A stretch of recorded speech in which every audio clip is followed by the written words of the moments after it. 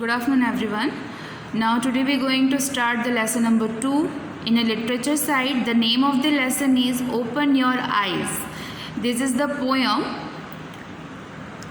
In our last lecture हमने पढ़ा था मिली का एक ब्रदर है, सो उसी के नाम पर ये पोएम आगे कंटिन्यू की गई है. इस पोएम में एक बच्चा है जो अपनी मम्मा से कुछ चीज़ें कहता है और उसी के लिए यहाँ पर कुछ लाइंस लिखी गई हैं. उसका कन्फ्यूजन है या उसकी एक मेमोराइज थिंग है. कहते हैं कि बच्चा सबसे ज़्यादा क्लोज़ अपने मम्मी के होता है और मदर्स जो होती हैं वो बच्चे के बिना बोलने पर भी उसकी बातें समझती है. तो कुछ ऐसा ही कन्वर्सेशन इस पोएम में बताया गया है. Let us read a poem about Millie's brother who is asking his mothers to wake up. जो अपनी मम्मा को वेकअप करने यानी कि उठने के बाद उनसे कुछ सवाल करता है. So the poem is here. The name of the poem is Open Your Eyes. Open your eyes, Mama. Day will soon begin. Open your eyes, Mama. I want to listen. मतलब मम्मी आंखें खोलो, दिन शुरू हो गया है. Mummy आंखें खोलो, मुझे आपकी आंखों में देखना है.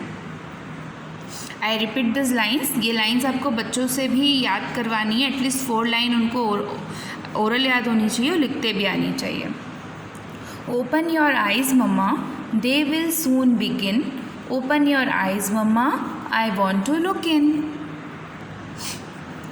Yesterday, dear Mama, out of your eyes peeped 2 little boys just my size.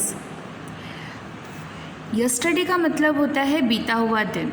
तो बच्चा कहता है कि कल डियर मम्मा मैंने आपकी आँखों में पिप्ड टू का मतलब होता है जब हम किसी की आंखों में देखते हैं तो हमें हमारी ही छवि दिखती है.